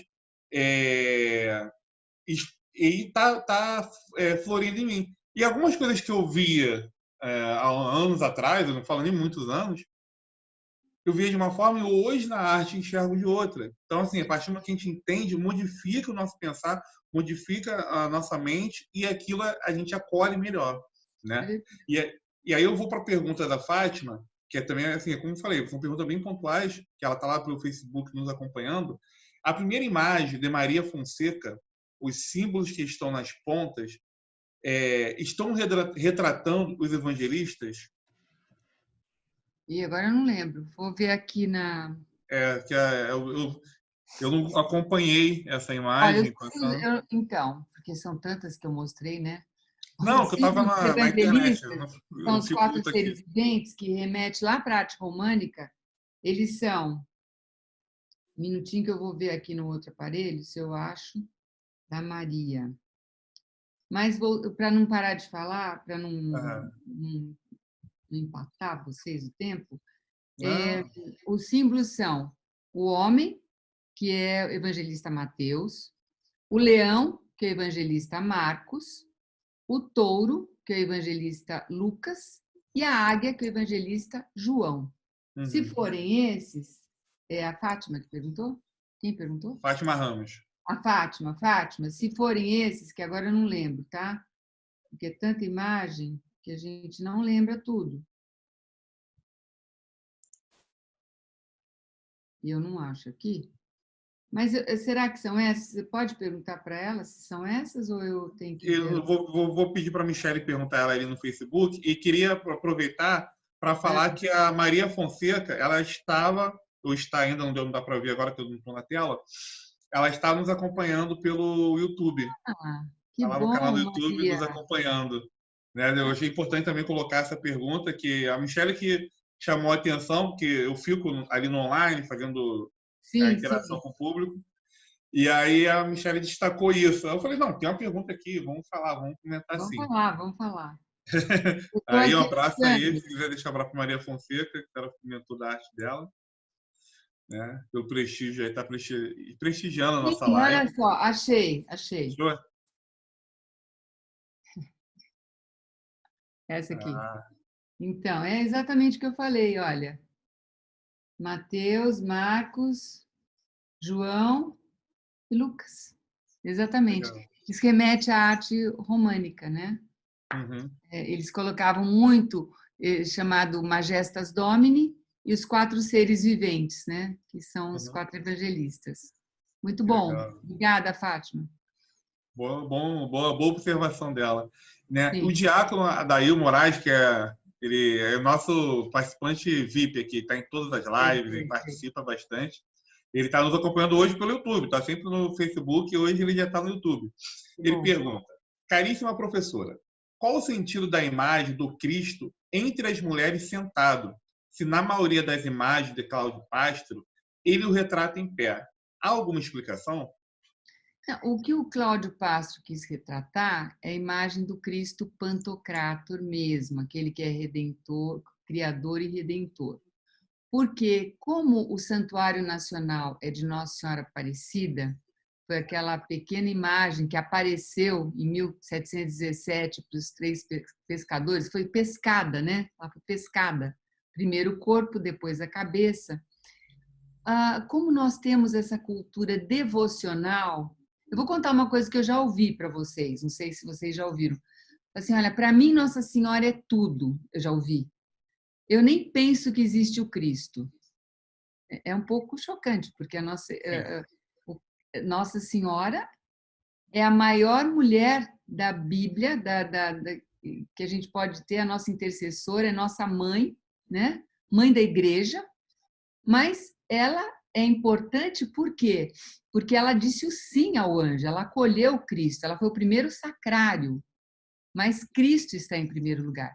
Então, por causa disso, o Cláudio colocou o Cristo em glória, que é o Cristo Pantocrator, Criador e Redentor, e as Santas Mulheres em volta, porque é uma representação o Pantocrator. Você sabe, né, que eu escrevi um livro só sobre isso, porque tem Pantocrator, muito sim. desentendimento sobre isso. Que, aliás, é um livro que fala de arte sacra. Quem Uhum. gosta de arte sacra, lá é pelo menos tem uma ideia geral, desde os tempos das catacumbas até o século XXI, do desenvolvimento da arte sacra. Mas justamente ele está em glória para mostrar que a igreja é cristocêntrica mais do que cristocêntrica. Ela fala de Deus uno e trino. Ele é a segunda pessoa da Trindade que veio para nos redimir, para nos levar de volta ao Pai, né? E Nossa Senhora, a Virgem Maria, o que ela fez? Ela deu o sim, e ela, sendo o primeiro sacrário, não tem mulher mais importante na Bíblia do que das Escrituras, do que a Mãe de Deus. Uhum. Mas ela não pode estar no altar, é isso que eu quero dizer. Tanto é que eu não sei se vocês perceberam, eu falei, ela está na face sul da igreja. Ela não está na face norte, nem no altar. o trono de Nossa Senhora. Então, aproveitando essa questão da colocação da imagem, está, né, do lado sul, não está no altar, a Marilu Gabizo, que Eu que estou compartilhando tela? Não, tá não. Para mim, está aparecendo Não, normal. a tela apareceu aqui, o que será? Não, mas não apareceu online, não. Não, então tá bom. Não apareceu aqui. Popou aí, né? Tinha essa escolha. Meu Instagram não, o WhatsApp, uma hora que popou, eu falei, caramba, o que aconteceu? Mas é a energia da máquina. Ela faz essa pergunta, né? Que ela ficou com essa questão durante a sua explanação. Professora, em todas as igrejas que têm imagem central de santos e Nossa Senhora, né, como centrais, no altar. Isso, são igrejas antes do Concílio Vaticano II, e aí podemos afirmar, né, que após o Concílio Vaticano II, o centro foi Jesus Cristo, ficou mais focado nas imagens de Jesus de forma central? Ela ficou com essa questão aí. Bom, é um pouco difícil responder essa pergunta, porque a gente não sabe todas as igrejas no mundo como é que são, né?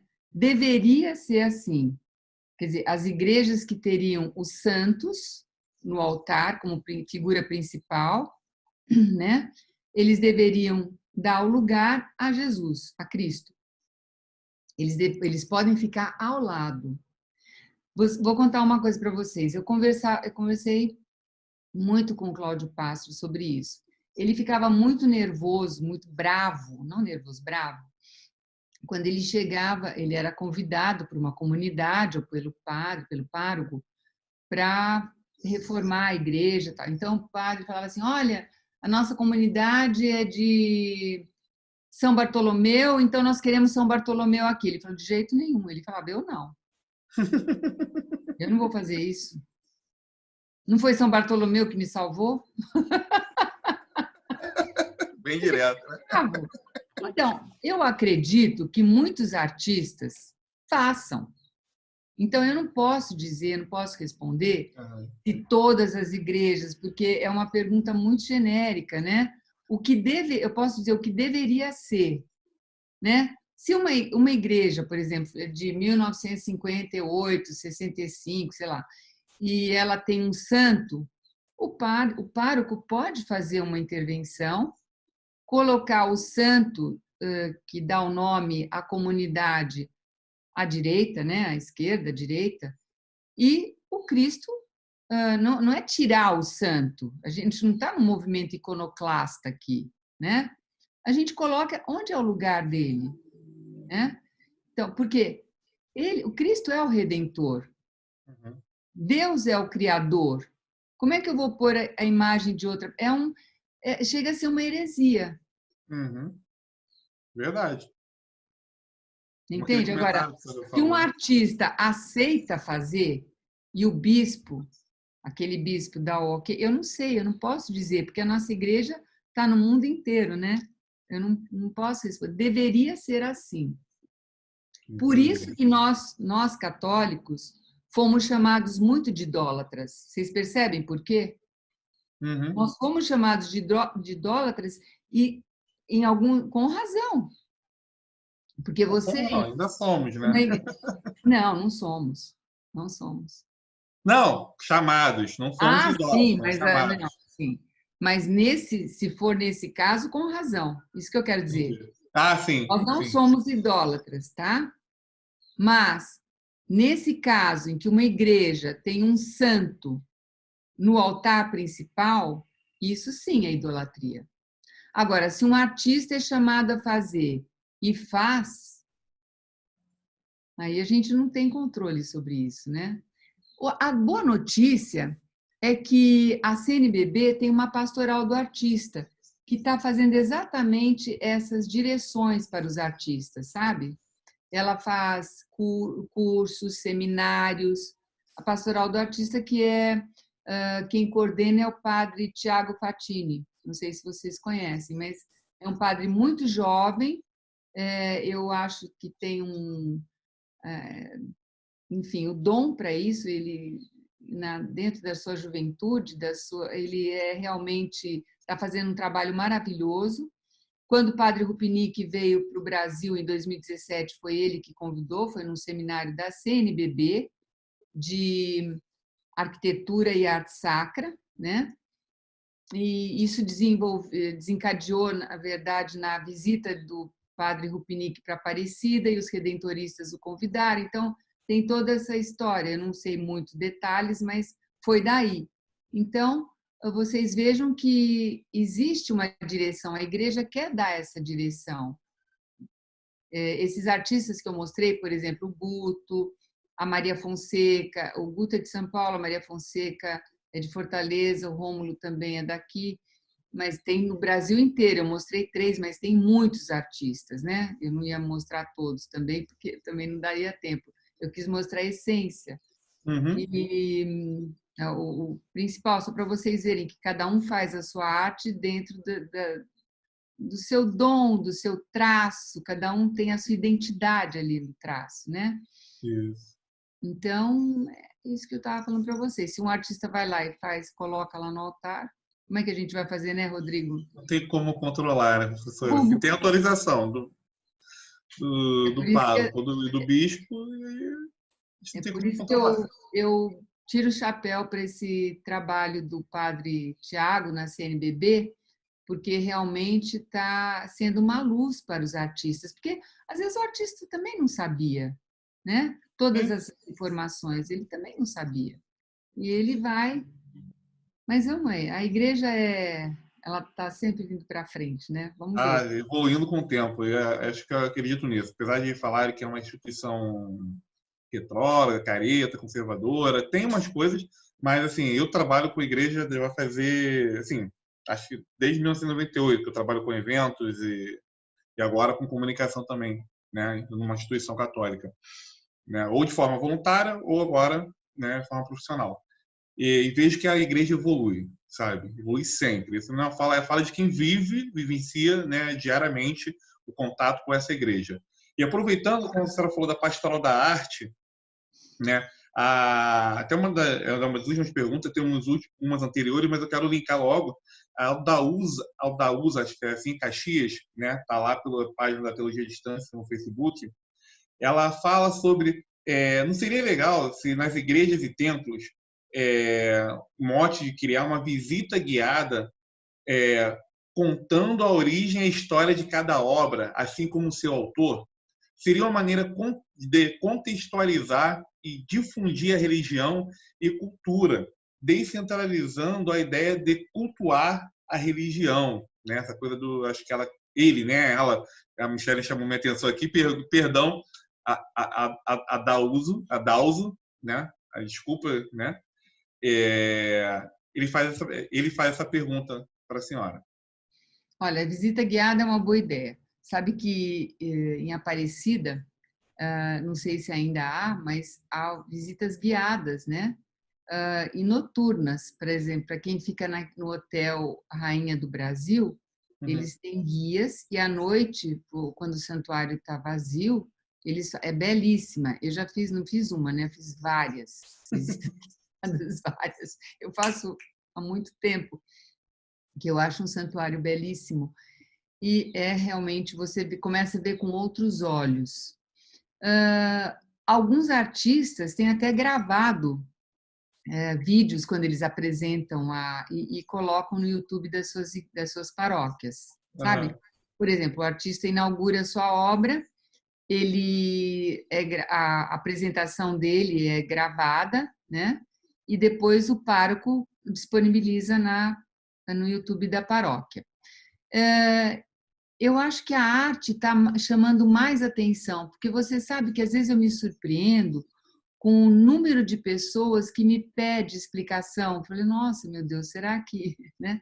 Porque é realmente algo que encanta. E uma outra coisa também que eu queria falar, que o Cláudio Pastro, em conversas, falava comigo, o padre Rupinick também, nos seus livros, o padre Rupinick tem muitos livros, ele fala nas suas palestras também, que eu tive a oportunidade de ouvir quando ele veio aqui para o Brasil, tanto em Castanhal, em 2019, como em Curitiba, em 2017, a Igreja Católica, o cristianismo não é uma religião, porque religião é alguma coisa assim, que tem a divindade, aí você faz o templo, tem o templo, e você vai render culto à divindade. Isso é uma religião. Nós somos uma religião, sim, porém, com outro aspecto. Nossa divindade encarnou, viveu entre nós, ainda vive, e na celebração eucarística, nós, assim como nossos pais comeram o fruto proibido e morreram, e depois foram resgatados, né? Por Jesus na sua redenção, nós na Eucaristia nós nos alimentamos desse Jesus, desse corpo, para a gente é um alimento espiritual para que a gente tenha a força de testemunhar a nossa fé. Porque uma pessoa, eu sempre falo a mesma coisa, quem me ouve sempre sabe que eu estou repetindo aqui. E não estou falando o que eu acho, hein, gente? Não é o que eu acho. Os santos padres já falavam sobre isso. Você tem que ser um Cristo para mostrar o que é ser cristão. Então, não é você ir à igreja porque é preceito, rezar novena, dar dinheiro para os pobres, fazer obra social, e você não viver isso. A fé é vida. Fé é vida. Porque senão você cumpre preceitos e nós somos servos inúteis. Lembra que tem aquela a parábola dos servos inúteis? Cumpre a obrigação. Olha, Deus, está vendo, hein? Fiz tudo que você mandou, agora faz a sua parte. Aí, não. É uma livre adesão no amor. Você entende, Rodrigo, que isso é diferente, muda a nossa cabeça? Sim, não, a senhora falou uma coisa muito bela e desmistificadora. Como diz o padre Adroaldo, desveladora. Entendeu? A senhora desvelou. E a senhora falando sobre a questão da arte, da cultura, essas visitas guiadas, né? O meu último setor que eu trabalhei na PUC foi o Centro Leal de Fé e Cultura. Uma coisa que foi assim, expoente, já como por trabalhar com eventos, eu fiz a sugestão, conversamos lá nas nossas reuniões, de fazer essas visitas guiadas pelas igrejas do Rio, né? E do centro do Rio, essas igrejas históricas. Professor, até hoje, né, a Mônica, se ela estiver vendo a gente, que eu sei, ela gosta também de arte, é uma pessoa que me impulsiona muito para o lado da arte, e se ela tiver, um abraço para ela. Até hoje, a visita guiada, mesmo online, as pessoas procuram e muito. Assim, acho que nos últimos, eu posso dizer, 4 anos, cresceu muito o apreço pela arte. Não falo no povo carioca, não sei o Brasil em geral, mas no carioca está crescente. As pessoas procuram muito. Eu vejo muito pela temática da senhora, quando a gente convida a senhora para um curso, alguma coisa, a procura é imensa, né? Eu falo que eu sou suspeito que gosto, né? Como eu falei, aprendi a gostar, mas eu vejo, no geral, há uma procura grande, né? E aproveitando o link, né, lá de Aparecida, né, as pessoas aí tem mais de uma pergunta, o revestimento externo de Aparecida pode se considerar uma Bíblia Pauperum? Eu não sei como vai ser. O padre Rupinic e o santuário não disponibilizaram as imagens, a gente sabe os temas, mas com certeza é uma Bíblia Pauperum. O Êxodo, depois no final o Apocalipse, o livro do Gênesis, né? É a escritura em formas e cores, com certeza. Porque essa é a ideia, sabe por quê? A arte sacra, ela fala da nossa vida. Ela fala da nossa queda e da nossa redenção. É isso que o povo, que as pessoas buscam, né? Não sei se eu me fiz clara.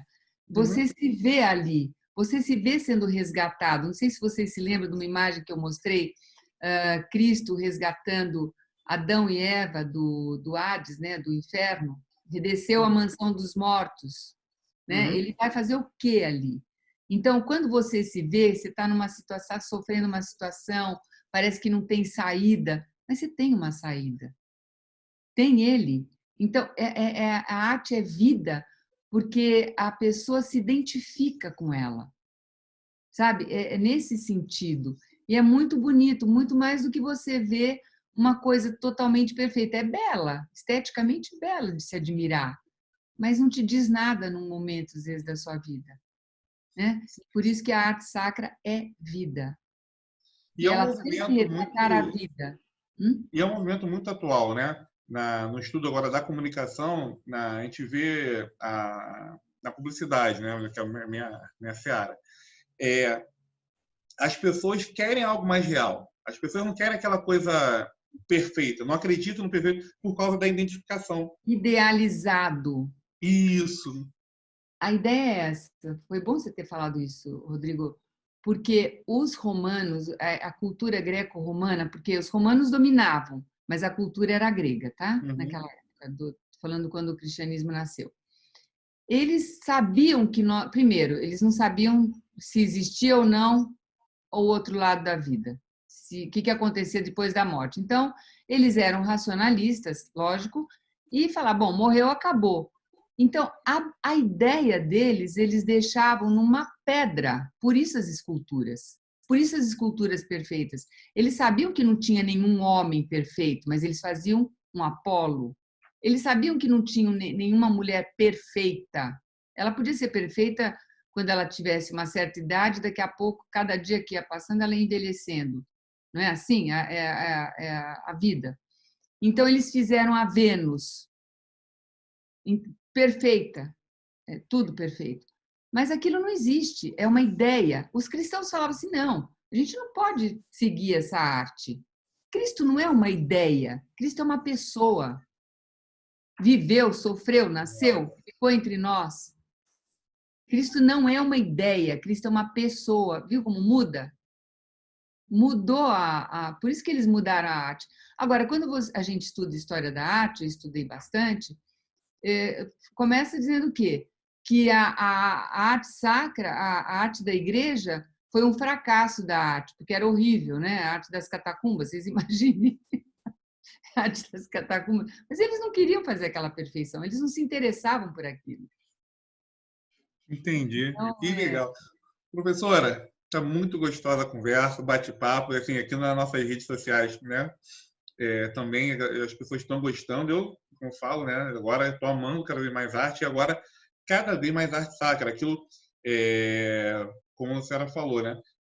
Quando você começa a entender, aí se apaixona mais ainda e mais ainda por esse Cristo, por mais ainda por essa fé, né? Como falou, esse cristianismo que não é uma religião, é algo, né?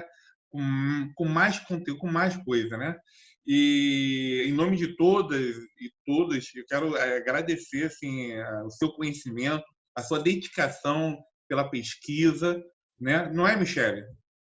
Michele? Calma, tô aqui. É verdade.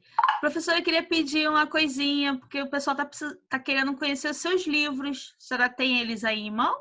Como a senhora diz, seus filhos? Meus filhos. Deixa eu pegar. O que eu falei foi o Cristo Pantocrator, que é um livro sobre a história da arte sacra. Começa lá nas catacumbas e vai até o século XXI. E a grande novidade é que esse ano ele foi lançado em e-book, porque ele é pesado, viu, gente? Ele é muito rico em imagens. Realmente eu achei que ficou bonito o livro. Eu mesmo falando é feio, né? Mas eu achei que ficou bonito. Não. E o outro, esse foi desse ano, Maria Madalena, que eu falo sobre história, tradição e lendas, porque essa é uma santa que foi muito coitada. Não falam dela o que ela realmente é, o papel importantíssimo que ela tem. E o outro livro, que não é meu, é do padre Rupinic, que eu ajudei o padre Tiago e o Rômulo. Nós organizamos, que é o livro, mas não está aqui. Ah, meu Deus, que falha. É o livro da CNBB. Se você quiser, depois eu passo para você e você passa para... É um livro do padre Rupinic, que foi lançado pela CNBB em 2019. Ele ficou tão feliz com o livro que quando ele viu o livro aqui no Brasil, lá em Castanhal, porque o livro fala sobre as palestras dele em 2017, né? Em Curitiba. Ele levou o livro e falou que gostaria de publicar lá em Roma. Vamos ver, né? É um livro que eu recomendo também. Tomara que ele consiga. Arte como expressão da vida litúrgica. Padre Rupinick, pela CNBB. Muito bom também, para quem gosta, quem gostou. E tem os livros do Cláudio Pastro, né, que são ótimos, são maravilhosos. A Fátima está perguntando aqui quando sai um mini curso. A gente fez já um mini curso com a professora Vilma, mas se ela quiser fazer outro com a gente, não tem problema nenhum. É só ela pensar com carinho. Agora. Tá. Então, vamos ficar ano que vem, né, Michele? Isso, ano que vem. Esse ano tá complicadinho já. Sobre Maria Madalena. Ah, que bonito. Saiba. Já que ela é pouco falada, vamos estudar sobre ela. Ela é muito falada, mas... Não, pouco falada da forma correta, né? Ela é muito falada, mas, infelizmente, não falam o que é a verdadeira importância dela, né? Na verdade. No cristianismo. Se não fosse assim, Jesus não teria aparecido para ela, né? Em primeiro lugar. Ela é apóstola dos apóstolos. Tem 2 ou 3 anos que o Papa Francisco legitimou essa festa dela. Eu fiz até um evento, ela coordenava um projeto, Elas Muito Amaram, me lembrou muito, né? Eu posso pensar, de repente, alguma coisa dentro da arte, que acho que é muito legal, as mulheres da arte e Maria Madalena, e foi muito importante isso. Foi até a irmã Lina que deu essa aula falando e tal, quando o Papa Francisco né, declarou essa festa dela litúrgica.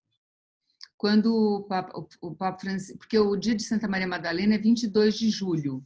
Isso. É celebrado desde o século VII, não é agora, porque ela foi muito querida na igreja, sempre. Porque Jesus apareceu primeiro para ela. João, em todos os evangelhos, Jesus aparece para ela e outras mulheres. João mostra que foi só para ela, no Evangelho de São João. Então, ela era muito querida, já tinha a festa dela desde o começo. E tem pessoas, viu, só uma curiosidade, falam assim, não sabia que Maria Madalena é santa, mas ela não era prostituta? Não, vários. Infelizmente, A vários. Bíblia não está escrito nada disso, que ela era prostituta, não sei. Fizeram ela prostituta depois. E o Papa Francisco, o que ele fez? Ele elevou a festa dela de memória para festa igual aos apóstolos. Então, é festa como tem a festa dos apóstolos. Mas a data sempre existiu. Mas é bonita, uma santa que... porque ela fala da humanidade, né? Uhum. Da nossa humanidade, homens e mulheres. Professora, eu quero agradecer, né, mais uma vez a sua presença, né, por estar aceitando mais esse convite e futuros convites, como já conversamos agora, gente, mas ano que vem, que até a nossa agenda de lives e de cursos está tomada para esse ano. Né? A Michele está aí alegre. E você que gostou dessa live, né, a gente faz esse convite, compartilhe, acho que foi muito proveitosa e produtiva e esclarecedora e desveladora a live de hoje, né? E fique para continuar por dentro, siga o nosso canal lá no YouTube, Teologia à Distância PUC Rio, o nosso Facebook, o Departamento de Teologia da PUC, Teologia à Distância da PUC Rio também, né? Tanto o YouTube quanto o Instagram, né? A gente está nas 3 redes sociais hoje. Pedir para vocês aí curtirem nossa live no canal do YouTube, se inscrever no nosso canal também, para a gente poder cada vez mais evangelizar, que foi até inclusive um dos comentários, que essa live foi uma grande evangelização. E esse é o nosso intuito aqui, é a evangelização. Então, eu quero agradecer a todos, quero agradecer novamente a professora Vilma. Fiquem todos com Deus. Até a nossa próxima live. E compartilhe!